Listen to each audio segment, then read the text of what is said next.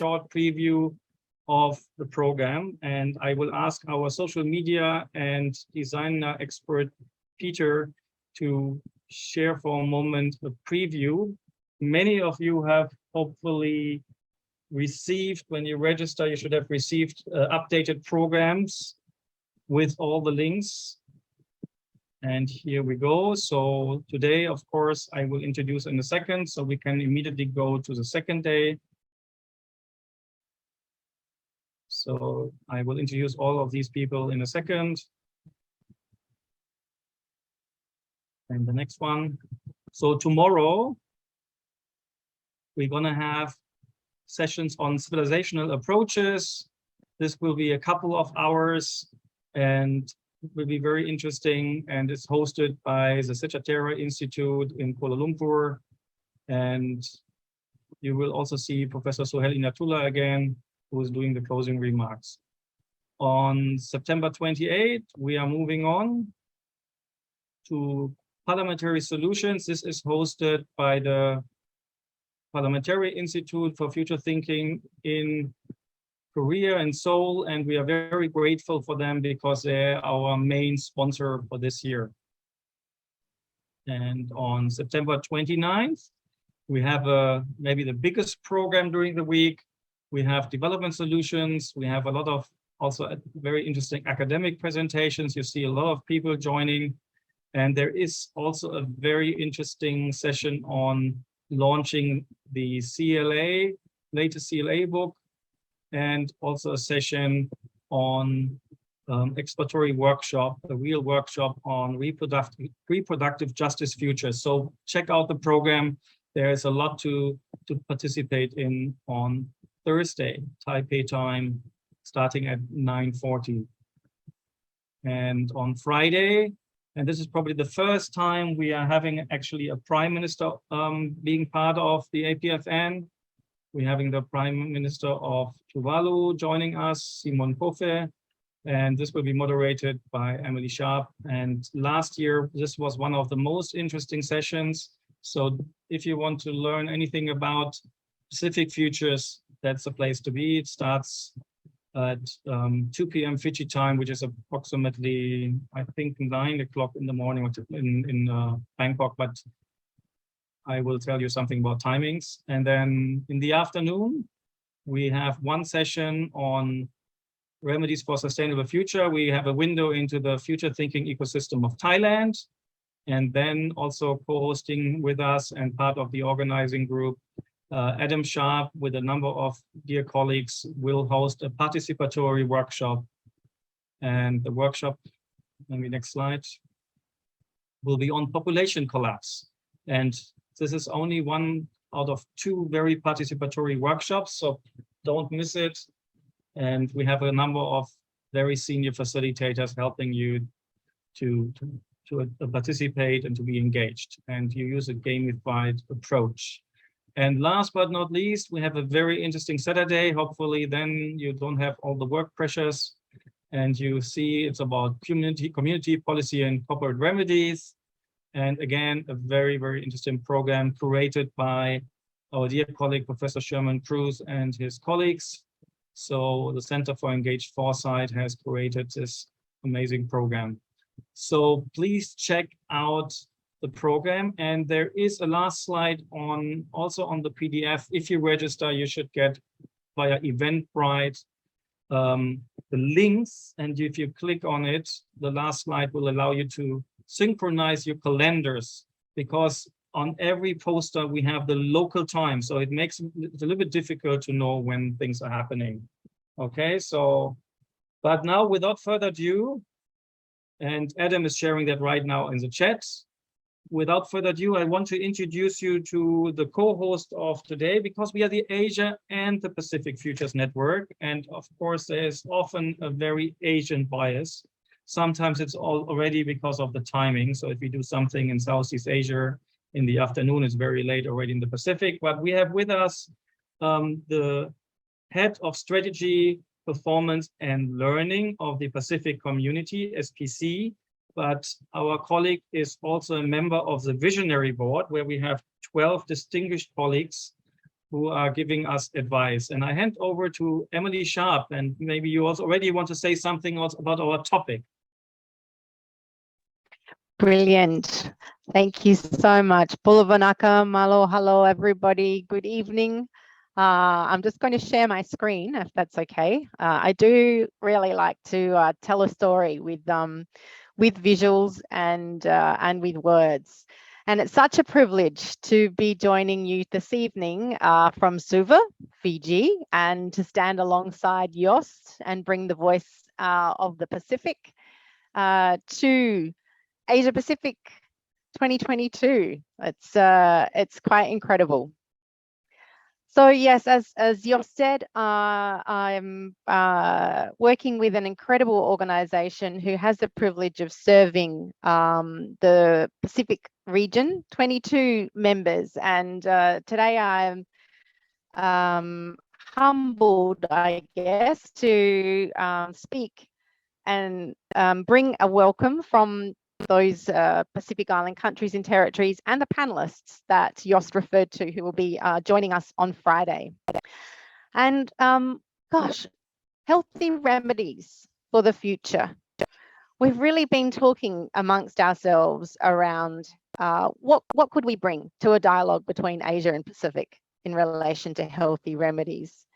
And what we really started with is, what do we mean by health? What do we mean by well-being? How do Pacific ways of knowing and being frame health rather than illness?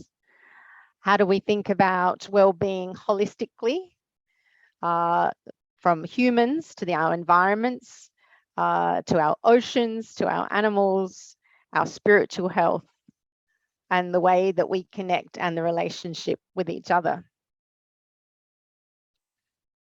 How do we connect into the future, seeing the future in our past and the generations that have been before us and the way that they planned their visions for the way that we wanted, that they wanted the future to be?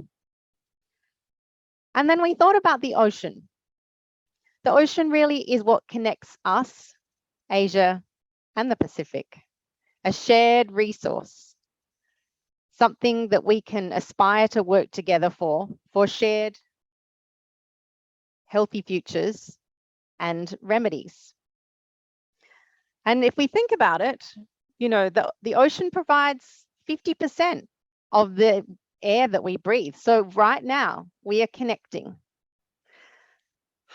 About 50% of the global tuna supply comes from the Pacific. So if you haven't yet had something to eat, or if maybe you ate some tuna last night, again, we are connected through our stomachs. We've been ourselves in the Pacific using futures and foresight to imagine what a healthy, inspiring ocean would be for our future generations. And I wonder, as we discuss among the 5 cities this week, if we'll be sharing any of these shared visions. We've also been then exploring a little bit deeper through causal layered analysis around our future food systems and thinking about the metaphors that better describe where we want to be with healthy, resilient, nourishing food systems. And I wonder if any of these metaphors will be shared across stories that come out of our 5 cities over the next days. We've also backcast then, how are we going to get there? What are the critical actions that we need to take? And I wonder if when we're listening to the stories over the next 5 days, we can identify either some similar actions or some shared actions that we need to take, both Asia and the Pacific, for a preferred, healthier future. As Jost said, on Friday, we are really honored the acting Prime Minister of Tuvalu, Minister Coffey, who is very famous actually for having given his COP26 dissertation standing in the inundated ocean around the incredible work he's doing to secure the Tuvalu in legislation based on the worst case scenario that it in fact as a whole nation is inundated by water. We'll also be hearing from visionary director from the Cook Islands who has co-developed a 100-year national sustainable agenda through cultural values. And on the back of UNGA, where the 2050 strategy for the Blue Pacific has just been launched, we'll be weaving that into the conversation as well. And in true Pacific style, we'll be gifting back to the audience a compendium of stories that actually started its journey at the 2021 APFN last year.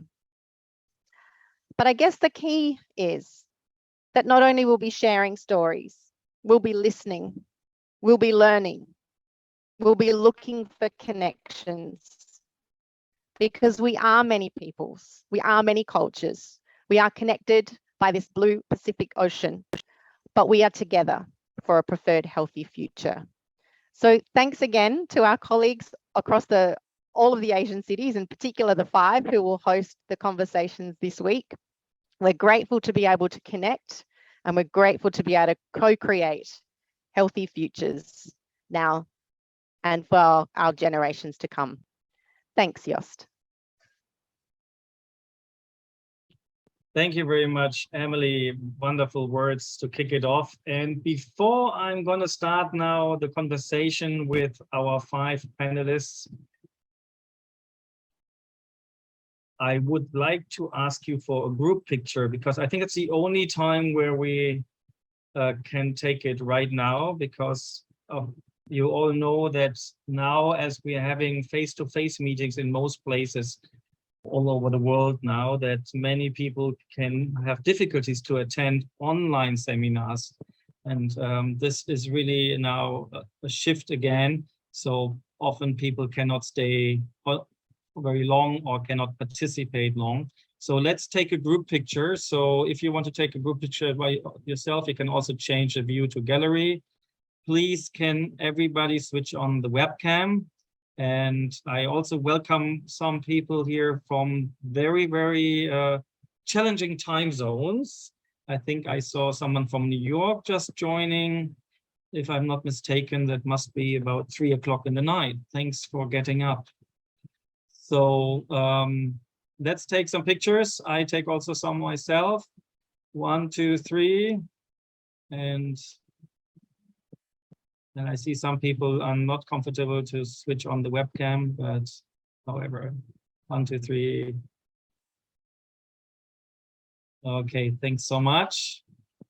And here we go. So that's our little group picture. Thanks very much for switching on the webcam. And let's go right into it. And I would like to introduce you to our panelists. And I want to keep it short and simple, but with us today and sharing the first stories, to stay on this, to use the words of Emily, I would like to welcome Dr. Susann Roth. She is the Advisor and Chief of Knowledge Management at the Asian Development Bank, a member of the advisory board of APFN, and since many years now, a very active promoter of future thinking in Asia and the Pacific. Welcome, Susann. Thank you. Great to be here today. It's a big thunderstorm in Manila, so I hope the connection stays on.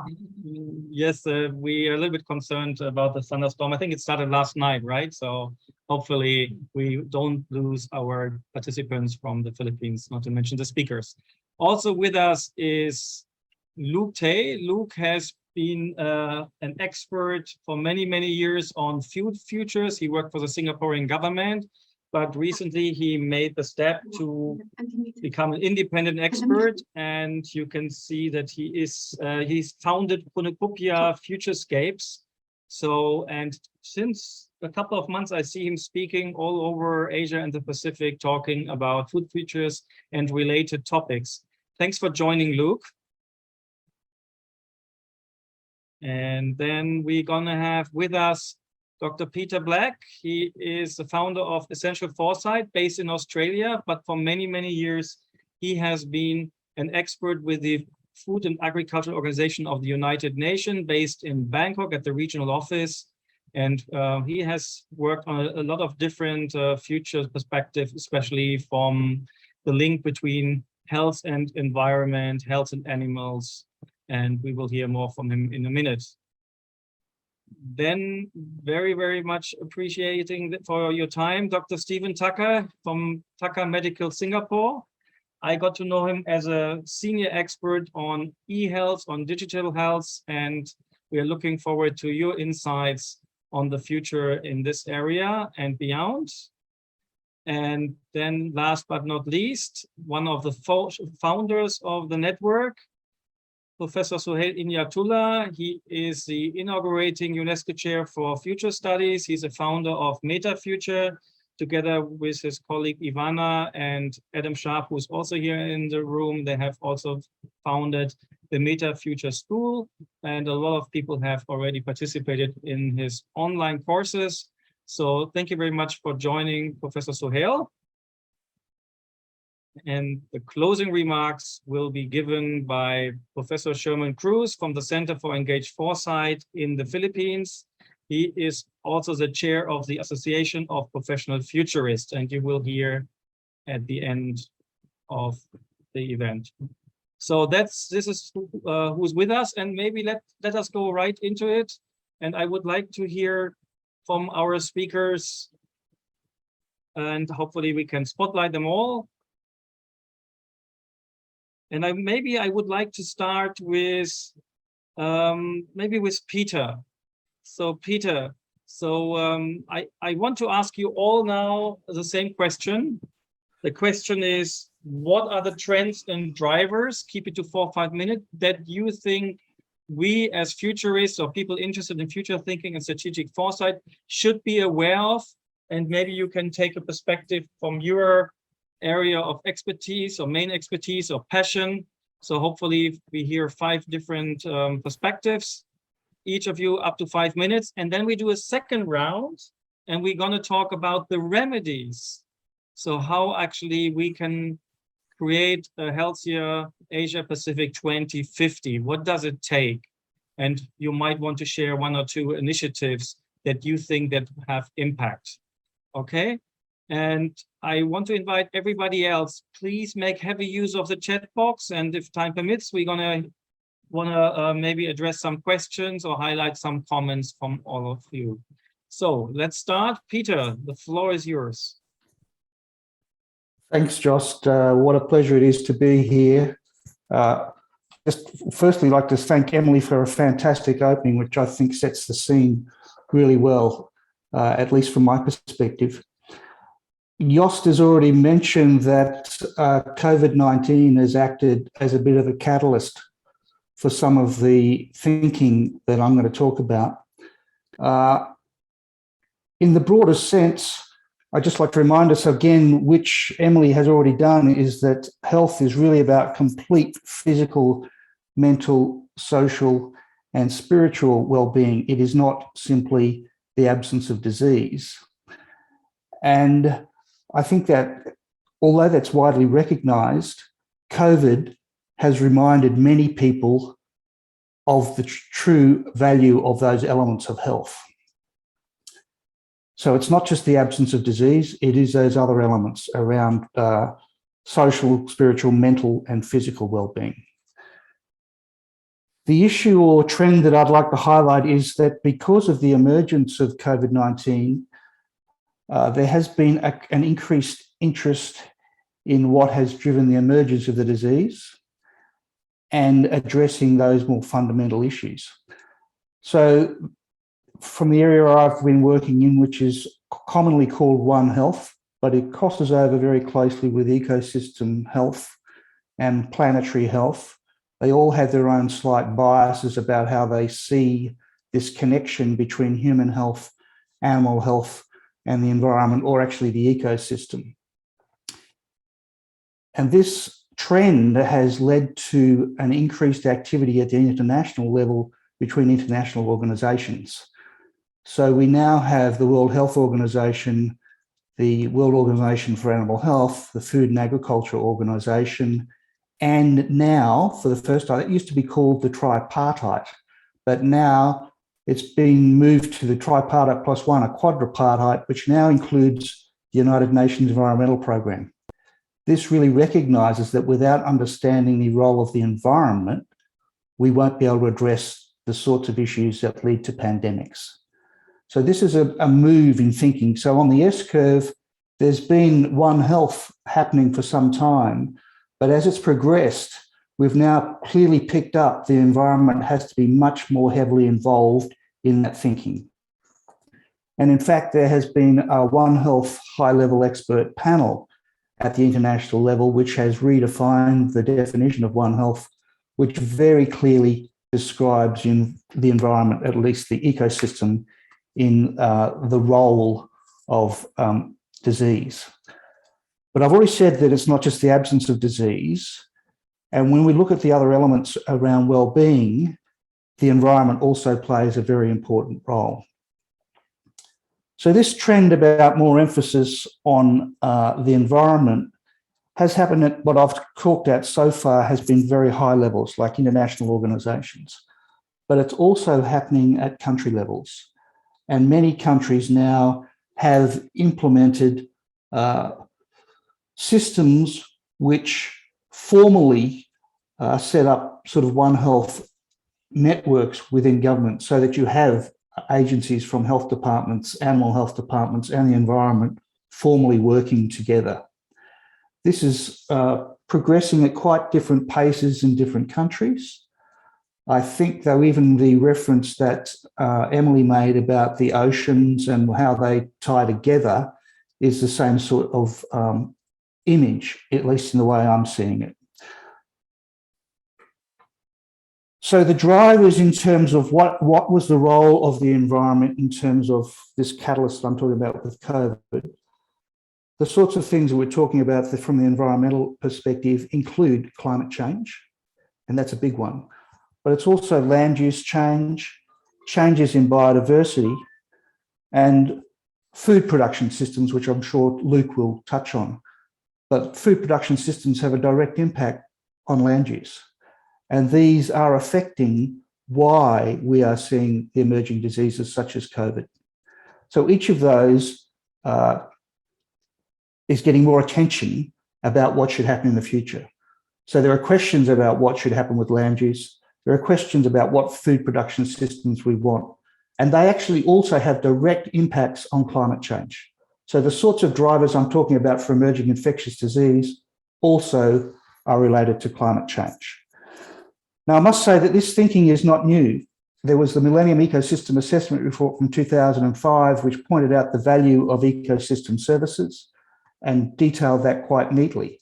But what's happening now is that was sort of at the bottom of the S-curve. We're now seeing it become very much part of the major thinking, and it's accepted very widely across many institutions and countries and communities. And so it's looking to get to the top of the S-curve. And I would argue now that one of the major thinking changes is we are seeing health as one of the bottom line measures, which is important for the future. Tony McMichael wrote a book in 1993 called Planetary Overload, which actually pointed this out. Again, the thinking's not new, but COVID has acted as a catalyst to bring it further up the curve. So I think my time's up, Jost, and I'll leave it there, and I'll come to remedies later on. Thanks. Thanks very much, Pete, and thanks for taking the first turn. So I just come from a conference last week, 4 days. We talked about climate change, and many people talked about climate change and health. And also the Asian Development Bank, I noticed, has started to talk more and more about the interconnectedness between climate change and health. But actually we have with us Dr. Susann Roth, and Susann, I know from her previous life, started as a real medical doctor before she embarked on other journeys and became also at least semi-professional futurist, if not, but one of the most active promoters of future thinking in the region here. Susann, so what's your take? I mean, you are talking to so many people as a chief of knowledge management in the ADB. So about the future nowadays, and I know that you also just recently published The Future of Transport and many other topics. But from your personal perspective, what are the drivers and the trends that keep you awake at night, or what are drivers and trends that give you hope for a healthier Asia and Pacific 2050? Yeah, thank you very much, Jost. Hello to all my co-panelists. It's a great pleasure to be here. So what really keeps me up at night is the disconnect between what we want to do, what we should do, and what we are actually doing. And I think this disconnect, and I think Peter has laid it out very well, because what we should do, we know already for 20, 30 years. What we actually want to do is sometimes changing. It depends on political agendas, on donor interests, if we talk about developing countries, or it depends on, the political, I said this, the political agendas, or even, what citizens really want and what they're interested in. So the question is, how do we bridge it to actual investments and changes on the ground? And to be honest, if I look at the trends, especially in developing countries in Asia and the Pacific, we don't see much change. There's a lot of talking, there are a lot of commitments that are being made, but essentially and fundamentally, the game, the rules of the game are not necessarily changing.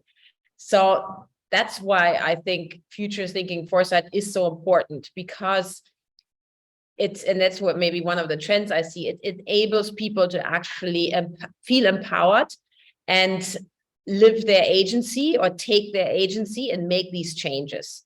And that's what I want to call upon everyone here in this community, to enable as many people as possible to become actually actors of change, and to be able to, number one, have a voice, have a seat at the table, and be able to implement and execute these kind of ideas. It's easy to have ideas. There are many ideas in the world. There's a lot of knowledge available, but what is lacking is the how-to knowledge and the ability to convince enough people to actually think long-term. And we know this is one of the biases of human beings, right? The kind of the present bias. You always think of now.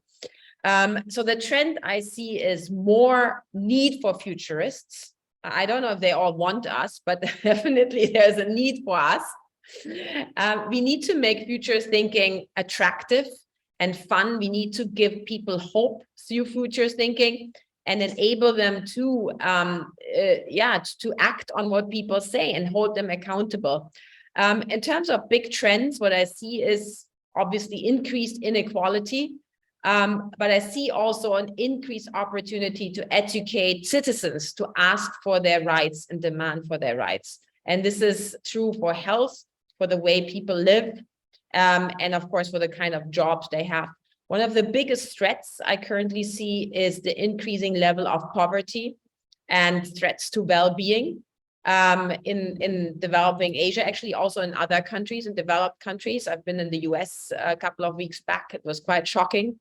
And that obviously takes away power from people, and it takes away agency from people. If you are poor, you think about the next day. So that's one of the most important things we need to address. I stop here. Thanks, Susann. And I'm very happy to hear that we have a role to play as futurists, and also as a facilitator. I think we need to work on participatory futures. We have to co-create together. But in many of the workshops and conferences I attend, there is always a tendency to among people who want to be actors, and they have one remedy. They talk about digital health or digital transformation, actually. That's one of the key words I hear over and over again. Just next month, the conference is even called Just Green, and they wanted to have the word digital as well. Just Green and digital transformation. So, Dr. Stephen, you are with us, and I know that you are a senior expert on monitoring and working on digital transition and transformation in the health sector. So maybe you can tell us a little bit about the trends and drivers, and actually, is it, we want to talk about the remedy later, but can you give us a little bit already, what's your take on it? Is digital transformation helping us to create a better, healthier future?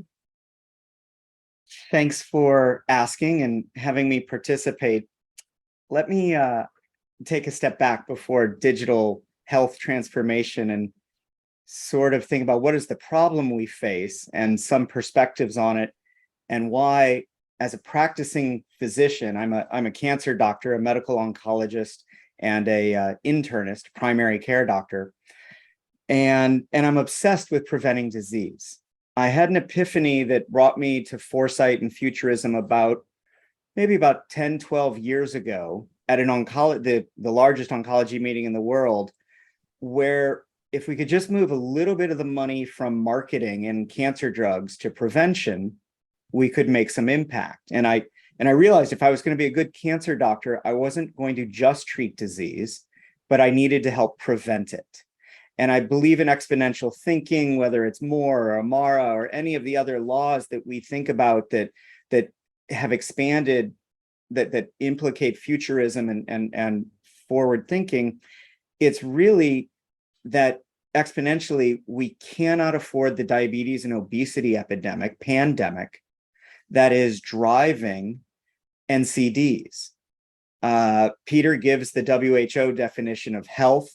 We know the NCD, reduction goals. I have a slide I always love using that shows the growth of obesity and overweight around the world for 40 years. And then I ask, what nation has reduced the rate of increase?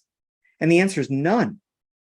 And just as we should have balanced panels with men, women, diversity, inclusion, when we have forums like this, I really don't want to sit on a panel talking about NCDs if there's not a member of one of the 10 food conglomerates, because we have to bring them to the table, whether you're a carnivore or plant-based. We all eat different ways, but something such as the continuous glucose monitor is going to expose anyone selling sugar water. I was speaking to patients earlier today and mentioning this talk and explaining to them that the continuous glucose meter, if what foresight brings, what futurism brings, is that storytelling. And I think, a remedy is going to be, we have to get more narratives. But if I were to tell someone, I'm going to put a chip under your skin for digital health that will tell me what you're eating, when you're eating, where you're eating, and I'm going to get an alert that tells me you just had, a sugary beverage with a bowl of rice and strawberries, whatever, and I see a glucose spike alarm, they think that that's a science fiction story. And that is an absolute reality for today. That is technology off the shelf that we do every day. And so, to go back to your question of digital health transformation, I like to use the tools that we already have and an understanding of where digital health transformation and digital health, digitizing health, not transforming it, but just digitizing all of our data, our social determinants of health, our biometrics and physiologic measures, our DNA and our proteins. All of that comes together to define our state of health in a continuous manner, where we begin to think about a digital health profile, which is distinctly different than a digital medical profile. The digital medical profile is your acute event, the documentation of an episodic illness, as opposed to what we're going to be living in is a continuous biomonitoring, biometric, social financial metric that is going to help us understand where we are and where we could go. We can create digital twins, molecular twins. We already have digital twins for consumer experience and retail. We're developing them now for healthcare, so that you can get everything from real-time smart contracts for health insurance to biomonitoring before travel. And I think that's kind of how I'm a digital health futurist, by applying that existing world to how we can prevent disease. And before I pass the mic, I want one great example. I mean, I love what Peter had to say. I had an epiphany maybe 10 years ago, a second epiphany, giving a talk for an NGS sequencing company in the Silicon Valley area. And one of my co-speakers was was doing digital health for soil in Napa Valley. And it just became so obvious that everything I'm talking about is what we now describe as medical ecology. But if you think about the value of land in Napa Valley making Cabernet Sauvignon, they've got, you know, genetics, they understand the microbes in the soil, they have sensors for rain and sun and heat, all of this in a cubic foot measurement, that you know which tiny plot of land is producing under what circumstances, not the best grape, but the best grape for the purpose of the wine you want to make, because that's going to be different for Cab Franc or, you know, Chardonnay. And we need to apply that to our communities, to our families, to our communities, to our businesses, to the great city-state of Singapore and the Southeast Asian region. So I think about medical ecology from a person and then inside to our own gut health and microbes. And that's why food is so important. And that's why climate is so important. And I'll leave it that that's kind of the framework that I've come to this with. And we can talk about remedies later today. Thank you very much, Stephen. And I think our chat is already buzzing. And I mean, there were two points. One is about changing the narrative, and I'm sure Professor Sohail will mention something about it. But you were talking about food. When I think about future thinking and food, personally, I think often about Luke. Luke was giving one of our keynotes last year, and I learned so much from him. Luke, when we talk about food, right, that's something you are very passionate about. I think most of us here, or maybe all of us, are very passionate about the topic of the future of food and what it means also for the future of our planet. So maybe you can elaborate a little bit on your perspective, drivers of change and trends we should be aware of, and your perspective on our theme today. Yes, well, Jost, thank you so much for having me. Just a show of hands that you can hear me in the first place. I've got a different setup here because I'm from Singapore, but I'm not in Singapore. Thank you. Let me do a quick roundabout way to try to answer the question. When I saw the theme for the conference, at first I thought, it sounds nice.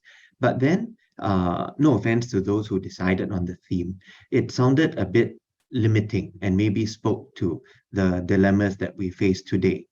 Remedies for the future. I looked up the definition of a remedy. A remedy is a medicine or a treatment for a disease or injury. And in fact, I think that's right where we are now.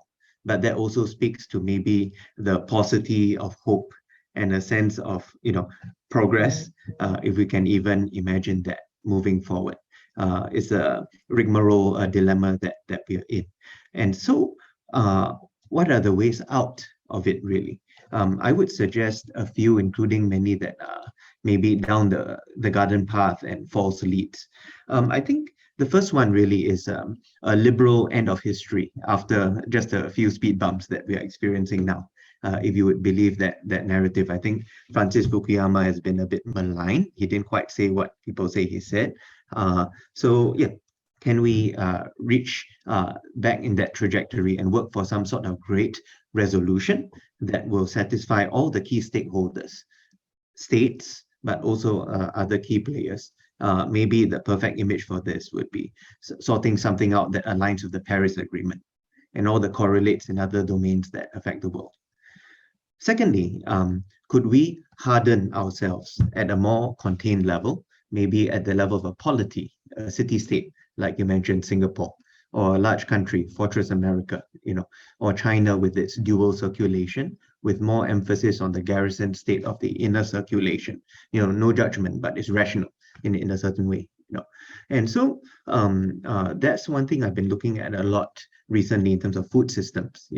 And I think for the near term, to place my chits, I would say that the center of gravity of the development of the food system, for good or ill, is between reshoring, nearshoring, and what Janet Yellen and company call friendshoring. Trusting your mates that you fought and won the last war with, for instance, with your food security, with your semiconductors, and so on. And it's a defensive crouch. There are pros and cons to it, including in terms of food miles, perhaps, and the devil's in the details. And so for these two futures, one thing that I've been looking at, maybe building on what other speakers have alluded to, is can there be personalized nutrition, but can this be scaled to population levels in a utopia, dystopia, or at least optimality within the confines of the world that we have to deal with?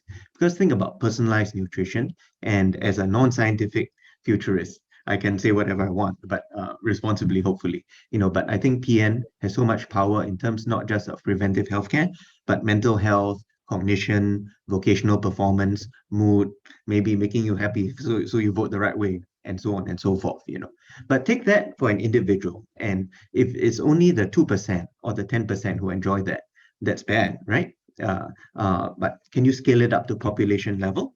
And the correlate is that then perhaps a society, a city can optimize its resource footprint and maximize the self-actualization within it. But then do you go into a dystopia of social credit, surveillance, and so on? It's a value judgment. And lastly, how do you make that food palatable? Gustation is the first and last mile of nutrition. So it is food science and the culinary arts shaking hands.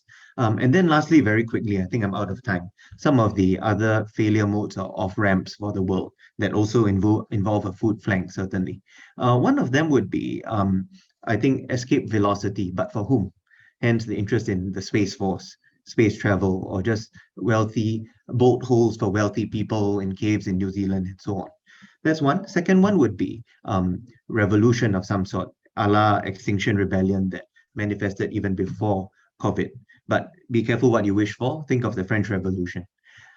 3, instead of a great resolution, could there be a great rupture? If you have a lack of imagination, we are just slouching towards World War III. That hopefully doesn't go nuclear, although if it does, perhaps that would be a population reset, although a very grim one. It could also be a climate reset. Fourthly, as I think Peter alluded to, we could get ravaged by nature in one or many ways, and the food system would be one of the most fragile things to go into failure mode, including in terms of just animal and plant health, let alone zoonosis. And I think lastly, there are also eschatological futures, but I guess that goes into very deeply held beliefs of different religions and cultures. So I think it's quite a ferment. Yes, we do need a remedy, but I think we need some sort of salvation of some sort, secular or otherwise. And it's a challenge of the imagination to realize that. Thank you. Thanks very much, Luke. And very carefully listening was Sohail. Sohail, you're currently in Pakistan, so I hope the connection is also stable. And I'm sure you agree with Dr. Stephen, and also I think with Susann, that we have to change the narratives. But first of all, I would like to hear your take on our theme. And you were one of the colleagues when we were discussing what's the topic or the theme of this year's. We thought we're gonna put health in a wide sense as the core of our conversations. Maybe you can also elaborate a little bit. Why did we do that?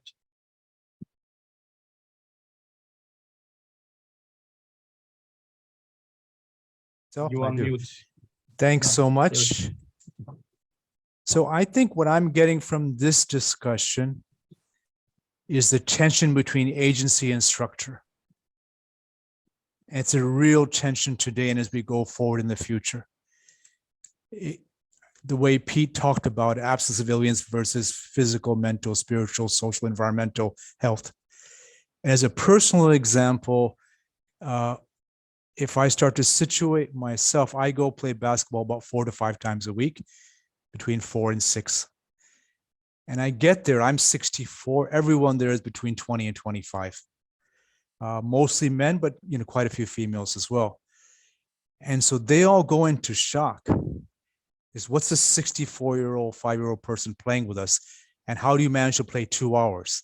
We're all dead on the ground, gasping for air after 90 minutes, and you're still out there. So this seems an easy agency story, right? If I was in the US, I would say, because I worked hard, watched Kobe, visioned the future, did my meditation, all that stuff, it's easy. And I have agency. Now, the flip side is the deep structure.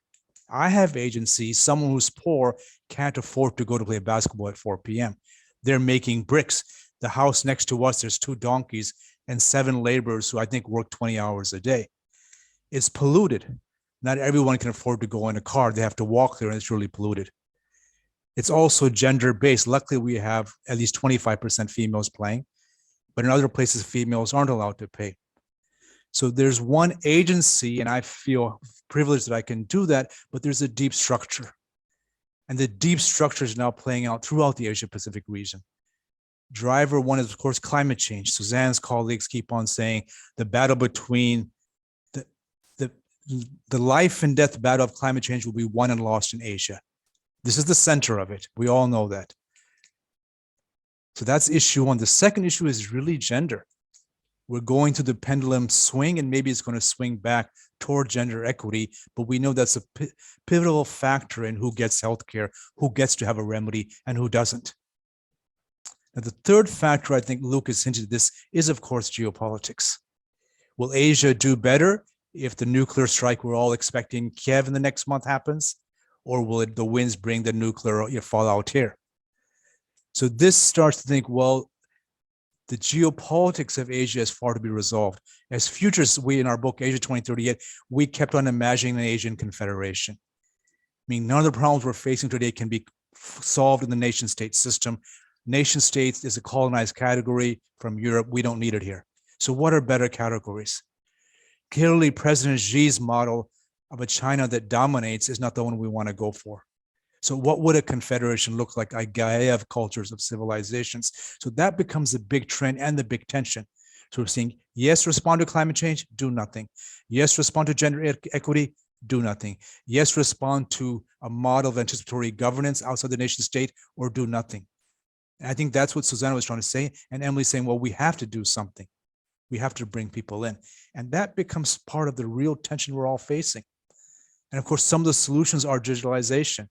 But I'm very clear, digitalization can be structure or it can be agency. Stephen's fantastic comments show us agency, enhancing my power to have health futures.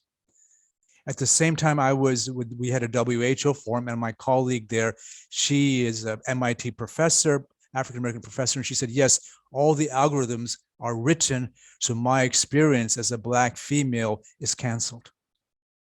So she has a contract now, I think, with Google to rewrite AI algorithms so they include slavery as an experience. So this is the deep structure, has to be met with agency. So we know all technology is political. All technology creates certain values and pushes away certain values. So our opportunity now, again, going on, how do we enhance this agency? So for me, I had a workshop 3 days ago, and it's still fresh in my mind, is with WHO in Mongolia, WHO. And what I was touched most by is they had the normal formal futures framework, right? Do some emerging issues, do some futures review, do some scenarios. It's good. And then we did the inner work of CLA. And the first head of the hospital, he said, actually, his favorite metaphor is becoming like Genghis Khan. I go, what? I said, what does that mean? What do you mean becoming like Genghis Khan? He goes, no, that's how health should be. First, conquer yourself. Then develop your home, then develop your kingdom, meaning develop a healthy country. Then we had someone on coming and she said, well, her health is fractured between her life as a girl at the steppes, unlimited time, and a girl in the city, limited time by the pressures of an organization. So the conclusion after everyone told their story, and the last person said, her life is like a golden fish. She has to resolve everyone's issue. She's the head of another hospital and always being nice to people. But in a world you can't be nice given the new technologies and all the issues we're facing, she said it's becoming like bamboo forest. So the key takeaway goes back to agency then. You can't do health policy, we can't do futures unless the narratives come and fit into the local culture. And this was really, we were kind of more like, okay, because the metaphors, I don't do horse riding on the steps. These were all outside my framework. So learning and listening to them became very clear. The current model of foresight of everything we're doing is still developmentalist. It's still development. We will develop you. And I think the agency framework, the dialogue framework that Emily started, Susann put forward, Peter defined, Luke is pushing, Stephen talked about, is really the move towards this co-creation. And co-creation says, we have structure, we have agency. Let's see if we can find a framework to work together on this. And part of future literacy, the core skill is being able to do that together. Thank Thanks, you Jost. very much, Sohail. So I think talking about structures, I don't want to give more structure now because I think we touched a lot of issues and I see some of you would like to react. So anybody who would like to go first here on our panel. And of course, please also maybe share a little bit about your remedies for the future for Healthier Asia and Pacific 2050. We don't have to, and when we created this topic, we were not thinking about health per se, right? We were talking about healthy planets, healthy environment. So we were not limiting ourselves to a the core definition of human health. So anybody would like to go first? When thoughts are fresh in your mind? Everybody Yeah, look, waiting? okay. I'm happy to go first because nobody else has put up their hand except I see Stephen just put up his hand. Stephen, do you want to So go? let's go. Stephen go first, and then Peter. I just take the authority. I have the agency here. Sure, I will. Thank you. I want to give a little background to what I do in my clinical practice. Sohail nailed it with agency. I am an oncologist, and people come to me with a diagnosis, for example, most commonly breast cancer. And stage 1 or 2 breast cancer, let me back up. The word cancer is the most powerful word that I've ever come across in any language at any time. It's the one word that singularly can create post-traumatic stress. Does not always. It's a stress test for the body, for the mind. Just saying that word alters the way people behave, think. A bad mammogram that was in error becomes a nightmare for someone every time they go back to do that mammogram. So I get people who have been told the worst news of their life, or what they certainly believe to be, and I will tell them, this is a lot of hard work, but the 5-year cure rate for stage 1 and 2 is 99.1%. And there's that disconnect about, we were talking about what I should do, what I know to do, what we will do. And in a sense, everyone is willing to go through the surgery, the radio, the chemo, the hormones for the curative treatment of cancer. Yet then they come back to food and sleep and diet and stress reduction. And what we do, my team does, is we help people, give them agency over their health. We put it in a context, and what I would ask of the group is the challenge is scaling that. But we do this on a one-on-one basis, on a family basis, where, you know, climate change, you think about it, your body is that climate. This is the whole ecology of your body. You weren't sick, but something was broken. And take stage 1 breast cancer, the patient has surgery on Friday, which is going to be overwhelmingly curative. And I asked them on Monday, do you have cancer?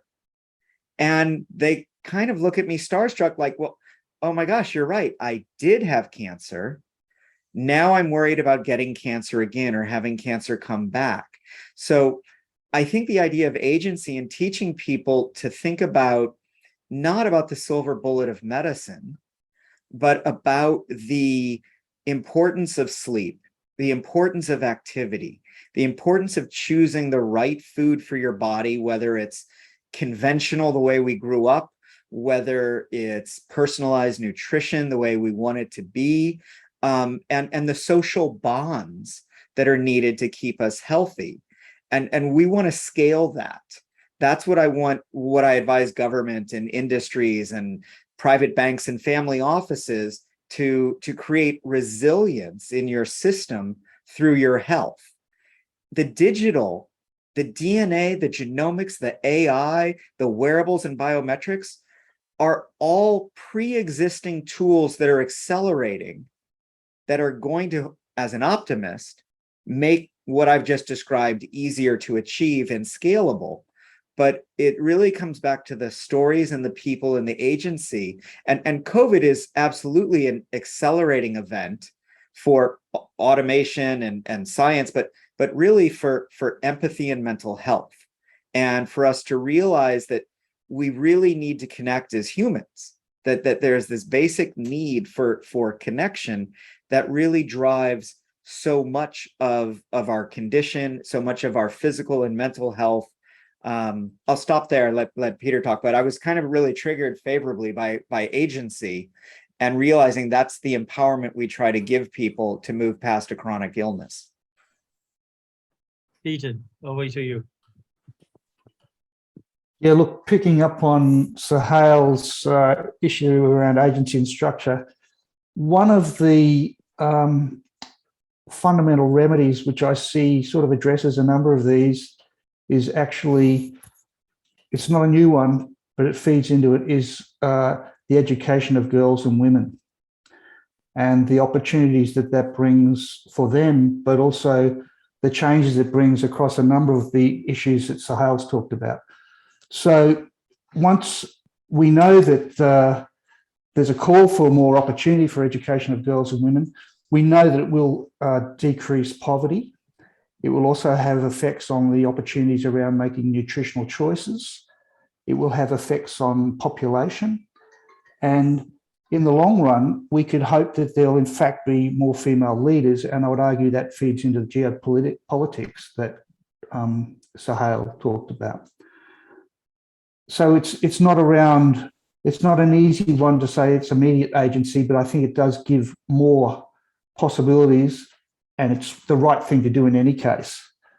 I also think that potentially with the flow-on effects of more education for girls and women and the thing about more female leadership, etc., I would hope it actually leads to a more sensible and softer relationship with Mother Earth, which is fundamentally about connectedness. But I think the current systems, as I've talked about, with land use change, etc., and the way our food systems are structured, are very detrimental to the planet. They're damaging ecosystems.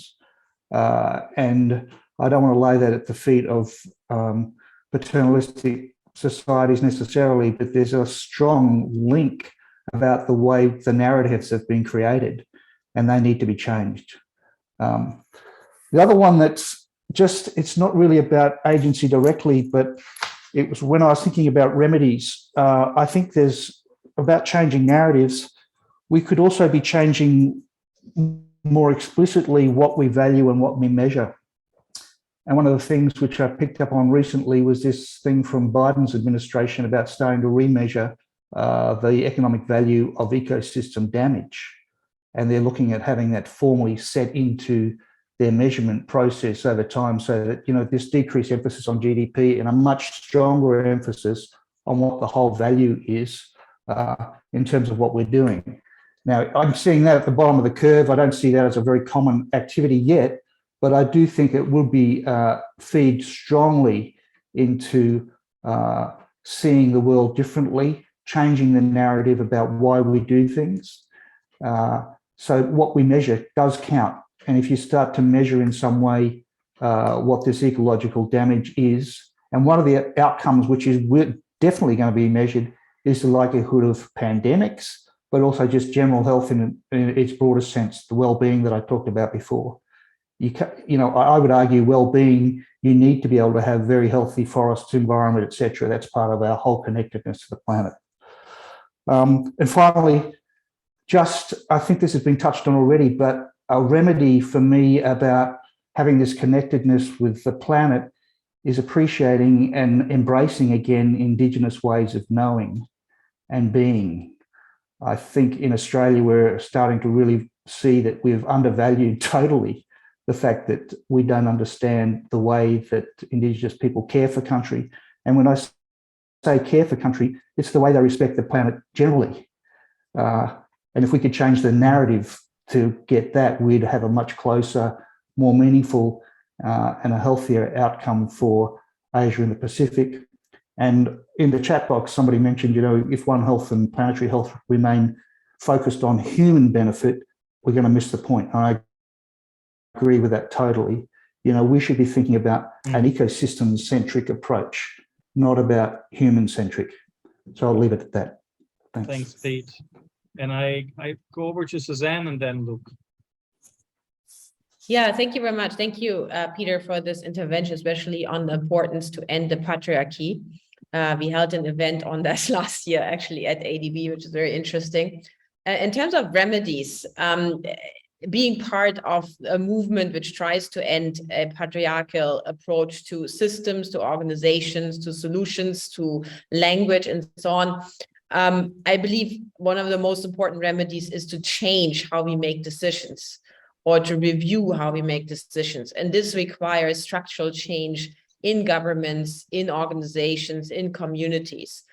And again, I think there important is to bring in futures thinking, because we have to be very aware for whom do we make these decisions. So I call upon all the APFN members here to, in wherever countries you are, to make the case for institutionalizing futures thinking in governments. I mean, Singapore has done this very well. Luke has many examples to share. Other governments have done it to some extent, but it seems to depend on political will. I can say this from my own organization, ADB, where we have been now practicing future thinking foresight for around 7 or 8 years. And Sohail can share more examples.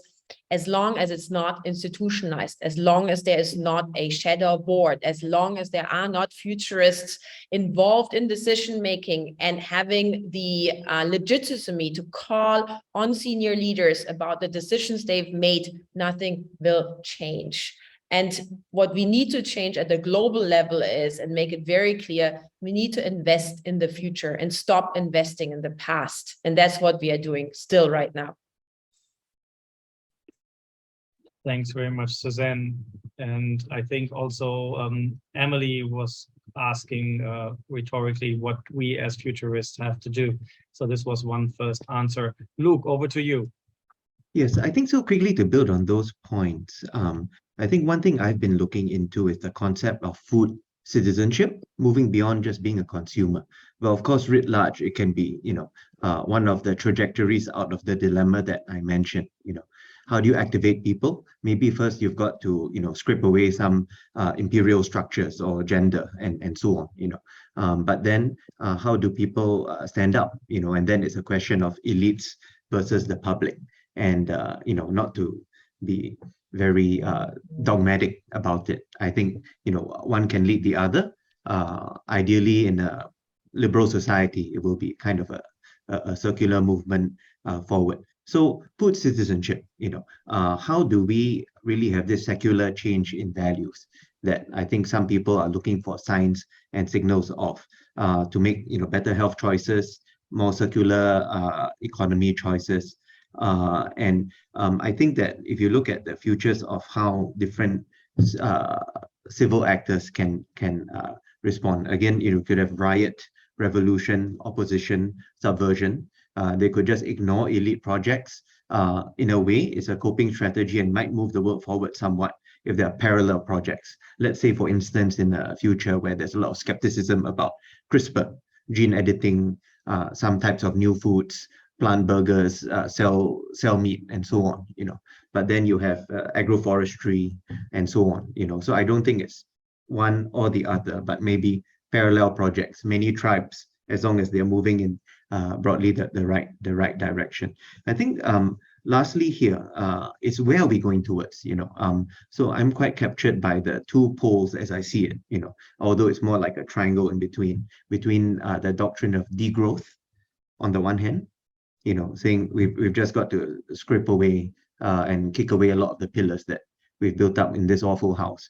And on the other hand, eco-modernism, where we're saying let's double down on technology and we'll get there.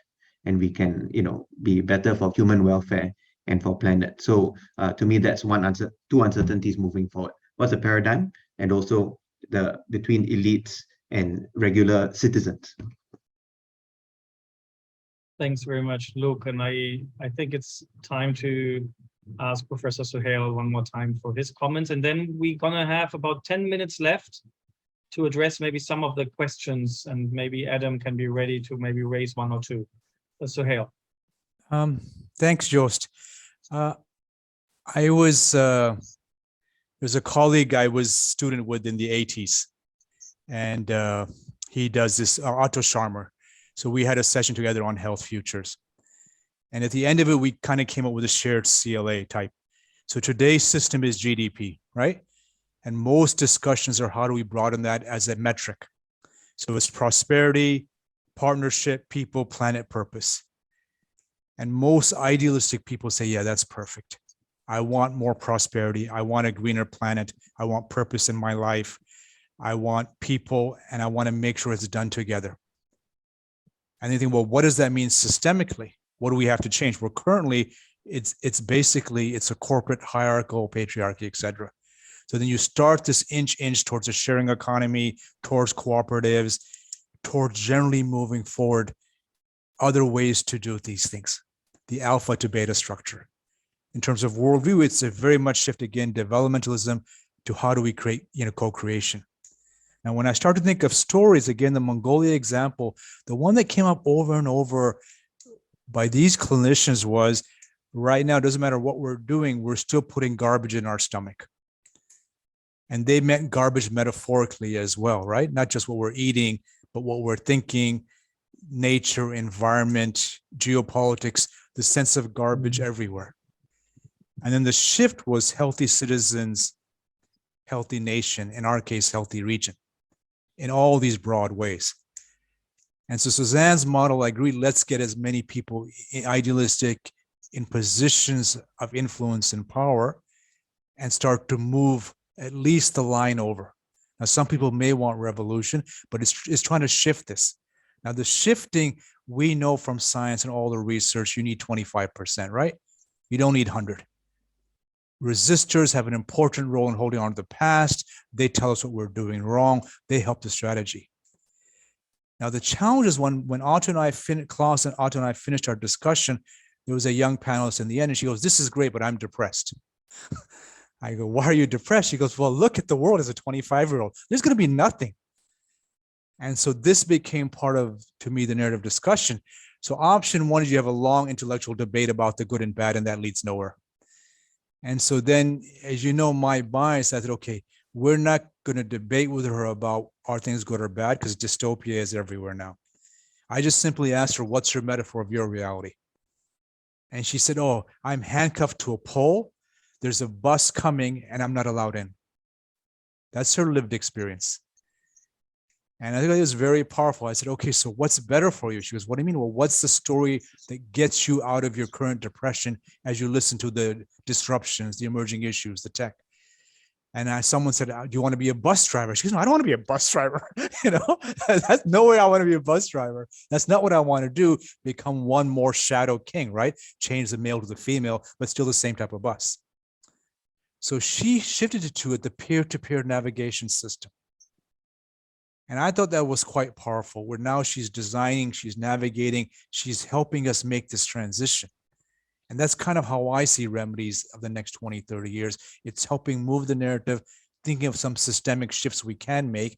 And for her, that placed her in a situation, understanding the structure of handcuffs, but very clearly where she wants to go is to help make the shift. And that's not a shift alone herself. She's not going to do that. She wants a peer-to-peer, and she wants the best AI so we navigate forward to the world we want. Thanks, Jost. Thanks very much, Sohail. I can't help it. Every time someone talks about female leadership, I have to think about the Italian election results. Not really the election result I was hoping for. I mean, I called myself 20 years ago as an activist student eco-feminist. So I was always hoping that we have female style or feminist leadership style. I don't know how to define that, the green, very green style. But now apparently we have also countries where we have female leaders, but not necessarily the leaders. So I have to jump in. So that's just a male to female litany shift, exactly. Right? It's masculinist systems to alternatively epistemological systems. The whole, I mean, that's called the shadow king. The new leader Exactly. comes in, but she's even worse because it's a pendulum shift. So it's a deeper part we want to go towards. Sorry, I had to jump in there. No, exactly. I couldn't say that in these words. Okay, so we have 9 minutes left before I want to bring Professor Shermon on board, who's our sounding board today. And as always, we're always running out of time, and we can probably go on for some time. And there are excellent people here in among the participants who have a lot to share as well. But Adam, is there 1 or 2 questions that doesn't divert us too much from what we are discussing, that maybe we bring in, and maybe we can get at least some sound bites from our panel to respond to that? Yeah, great. Thanks, Jost. And thank you everyone for sharing some questions in the comments. Dr. Stephen Tucker on the panel, great insights from him, just shared. We're talking a lot about governments and government policy, but he's asking how does everyone feel about novel platforms such as DeFi, DeSci, and DAOs, decentralized autonomous organizations as applies to healthcare? How can we empower people and peer-to-peer networks to drive the change rather than governments? So I think that would be a really interesting question to hear back from. I'm just going to share a couple of the questions. And we also had a question from Daniel at the School of International Futures, who and we've had a lot of back and forth in the chat around this. I noticed narrative constantly appearing. I get the value of it as an ex-marketer, but how much of this is hiding away from key discussions on policy change? And I think Sohail tapped into that a little bit, and maybe someone can follow up there. I cheekily asked a question on Friday. I'm running a session on population decline. Clearly, demographic shifts in the region are one of the, one of the key mega trends that's going to drive change for Asia Pacific, with populations declining in Japan, China, Korea, Thailand, and Bangladesh, really a global trend. How do we and our leaders and governments invest in human, social, and cultural capital to address this, rather than taking away people's human rights, like taking away women's rights to choose, and rather than preparing meaningfully for aging populations? And I'm eager to hear from the panelists what emerging issues you're seeing with regards to demographics and the responses to that. And I think that the final one, which will round us off, is Emily's question. What role can APFN and futurists play to influence the paradigm shift necessary for governments, organizations to value agency over compliance and accountability? So maybe someone can start off with the decentralized technologies and maybe population decline, and then finally the agency. So please keep it as short. Maybe different people take different questions, because otherwise we definitely run over. And so who would like to start? Maybe Stephen, you got the first question, right? I don't want to answer my own question. I want to know what Susann thinks, or Sohail. I'm conflicted by these platforms between speculation and the peer-to-peer opportunity. So I would be curious to hear someone else's answer to that. Anybody wants to respond? I need to understand the question better. You know what? We should go with the other questions to save time then, and I will come back to that if that's fair, Adam. Okay, that's fair. Sure. Maybe Okay. population decline first, and aging. Oh, as a threat? Oh, I've written a great blog about it, and you can see it on ADB today. It was a bit controversial. It was nearly not published, where we discussed that aging is actually an opportunity. It's an opportunity to create jobs and an industry. It's actually not about, the issue is healthy aging. How do we create healthy aging? And how do we create opportunities for people to participate in society and contribute? And in this blog, we also speak about population decline, and it's actually a good thing to have a declining population, because that's good for the planet. Also, older people consume less, actually. So that's also good for the planet. So there are many positive things about aging. And of course, population decline. And if you think about it, and since in this blog, every increase in population over the next 10 or 20 years requires significant investments from countries in infrastructure, which again requires steel and cement and a lot of carbon. So definitely that's something to think about. So maybe one of the remedies of the future is to see opportunities in aging and not just see it as a threat, and really focus on what Steve said very clearly, healthy aging and healthy lifestyles. And that requires to create opportunities of people to actually lead those kind of lives, especially those who don't have the privileges very few people in the world have to have agency. Thanks, I would add Susann. Stephen, and then maybe we work it up for that question. For everyone to take a look at Singapore's initiative on aging and health span. They've made a huge capital investment in infrastructure at the level of basic science, clinical science, public health, epidemiology, engaging communities in Singapore across aging, senolytics, drugs, repurposing drugs, physical activity. And it's the kind of capital investment Singapore made in A*STAR and 𝗪𝗶𝘁𝗵 25 years ago for basic science. So I think that without question, aging is a great opportunity for finding remedies. Thanks, Stephen. So this was a great teaser. So if you are interested in the topic of aging and population collapse, I think you should join the workshop on Friday at 3 p.m. Thai time, 4 p.m. Malaysia, China, Taipei, Singapore time. So please check out the program. And we have only 2 minutes left. Maybe I just ask if Peter, Sohail, look, any other responses to the questions that were raised?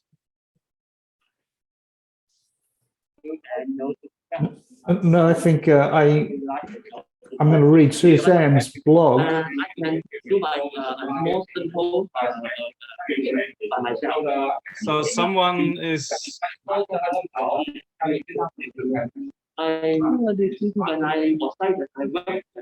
Can we mute the person who is? Okay, so Susann, maybe you would like to respond one more time, and I think there's a big interest to reading this blog. Yeah, so maybe one point on, I think there was a comment from Daniel here that although there are all these commitments to invest in aging and healthy lives and so on and care, what we actually see is, right, which comes back to the litany, is care workers are underpaid. It's very unattractive. And one reason for the COVID pandemic was actually underpaid health staff in health facilities and in hospitals and in elderly care centers. So the question is really, how are we really showing that we are investing in these kind of issues? So it goes back, I think, what Sohail says, changing values and changing what we really care for and what we measure, right? And maybe that goes back to, if we were all in government, futurists, and we were part of decision making, we could at least remind people of that. Because often it's not even intentional. People have biases, right? And they act and they decide based on their biases. But if the futurists come in and remind people of biases, of present biases, then definitely that will be helpful. Thank you very much. And I see already very interesting contributions in the chat on that topic. So there is a big interest in discussing that more, but that's for a later time. And I would like to call upon Professor Shermon, the chair for the Association of Professional Futurists, to join the group.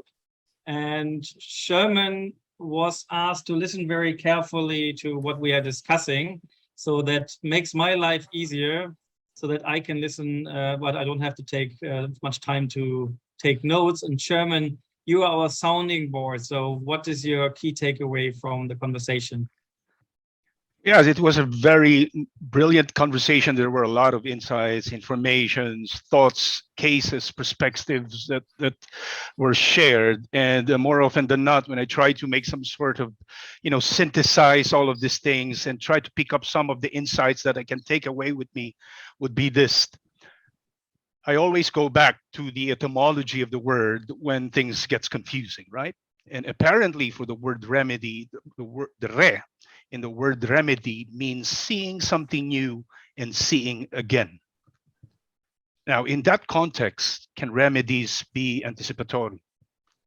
Can we reframe it, rethink, and reimagine what actually remedies means to us instead of embarking in the context wherein we are merely reacting or acting after the fact when everyone is a disease or that the planet is in danger, right? And in fact, for futures and foresight practitioners, that is what we normally do to help our communities, our stakeholders, and our clients, and the larger world, the CEO, whatever that might be, is perhaps to help them reduce the tension between the system and the decision maker, or the decision making that we do in the decisions that we make to enable the system to occur.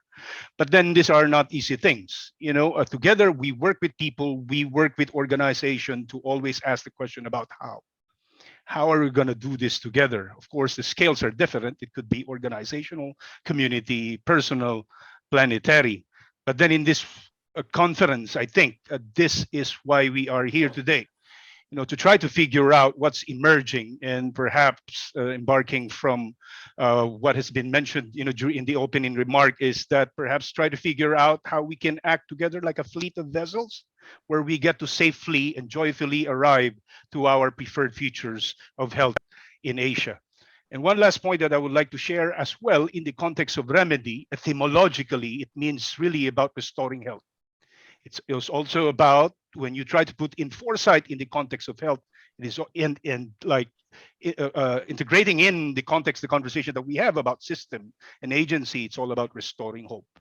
You know, restoring each and everyone's confidence that you and I can contribute to restoring our faith that we could obtain environmental justice, you know, undo the damage, you know, through a series of conversation and action that we need to have to see that the future continue to regenerate for the sake of future generations in a sustained effort.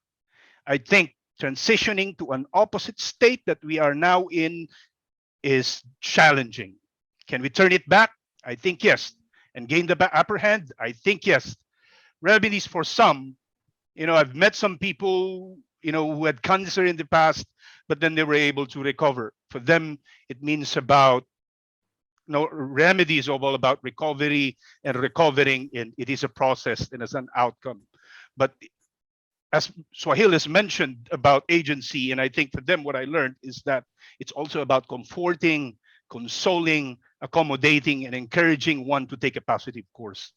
So remedying isn't about regret, but rather it is all about restoration, regeneration, and allowing ourselves to accept that there is a way to get better, to transform and evolve. And I think that's the reason why this conference was designed for that purpose. Thank you, Jost. Thank you very much, Sherman, for your reflections.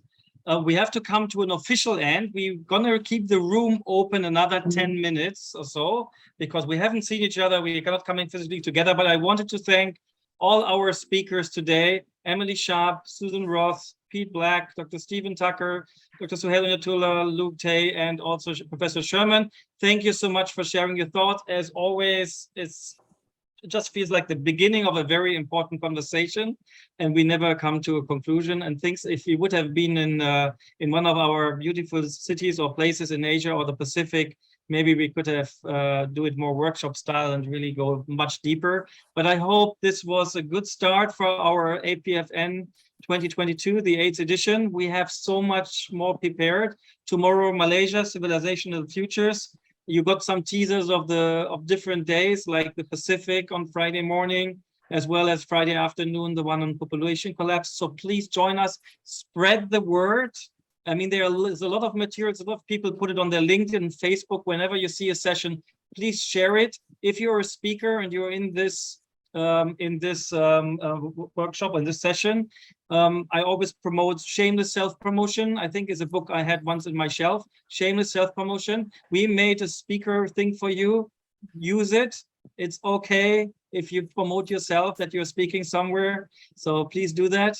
And so I hope to see many of you in the next days. And don't forget to share the love. And I think we have a lot to do as futurists, as I think we all agree, Susann. I think we have also been working on that issue for, I don't know, 6-7 years now in our own capacities. Professor Sohail is all over the agencies. Emily is doing that. Sherman is doing it. I think we're all doing that. I think in our wherever we can. So let's do it. And what I call fight the future thieves. We have to fight the future thieves, the people who take away our futures and co-create together a sustainable future for future generations and for the people who are living at the present. So with this, I officially close the kickoff session. And anybody who can stay, we do open mic. If this works somehow, with still 55 people in the room. And for 10 minutes, anybody would like to share something or write it in the chat, please do. Thanks so much and see you hopefully tomorrow.